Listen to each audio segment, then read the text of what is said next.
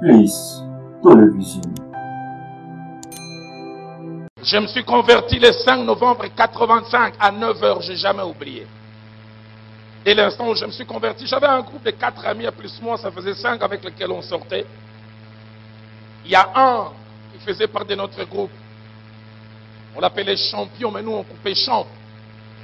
2 mois après ma conversion, il a commencé chaque samedi à passer avec une jeune fille devant chez moi. J'allais à la réunion de la jeunesse vers 15h, il passait vers 14h. Et chaque fois il criait, Roland, tu ne vois pas ce que tu rates. Et il avait sa devise, il dit,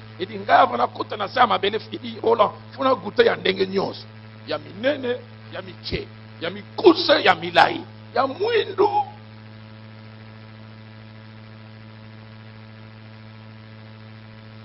Et chaque samedi, vers 14h30, je disais, Roland, deuxième épisode. Et il passait avec quelqu'un. Et je dois vous assurer, peut-être vos corps n'ont jamais été bavards, les miens si.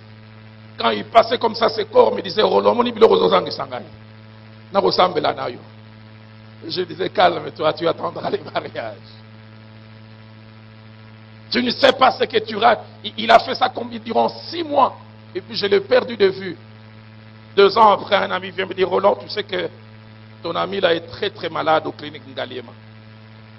Je suis allé au clinique Ngaliema, je l'ai vu. En temps normal, c'était un bel homme de 75 à 80 kilos. Clair de teint. Je ne sais pas les comparer à quelqu'un ici.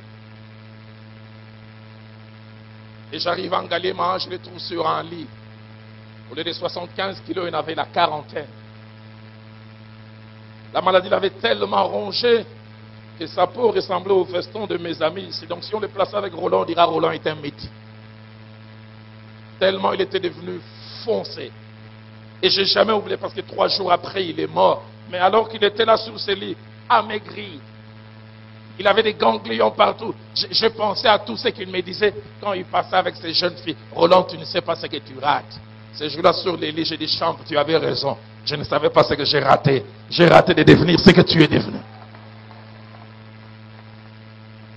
À cause de ma vie réglée, parce que j'ai accepté Christ comme Seigneur et Sauveur, je suis encore là.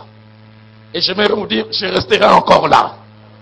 Mais lui, il a pensé gagner, il est parti. J'aimerais vous dire, choisissez d'accepter Christ et choisissez de garder votre corps. Ah, je suis rentré à l'université en septembre 82. Pas très loin d'ici. J'avais fait d'abord le Home 10 et puis je suis monté au Home 2. J'étais Makiza. Un soir, je reviens de l'auditoire après avoir étudié vers 23 heures. Alors, je me suis rendu compte que certains parents qui envoient leurs enfants au Home à l'université les envoient célibataires, mais ne savent pas qu'ils vivent des vies mariées, des mariés, des fois plus actifs que les maris. Je vais entrer dans notre chambre, un ami dit, non, le patron est là, il est occupé. Je dis, il est occupé à faire quoi? J'ouvre la porte, je comprends l'occupation. Il était avec une jeune fille. Je dis, je vais aller me cacher chez l'autre voisin. J'ouvre la deuxième porte, même activité.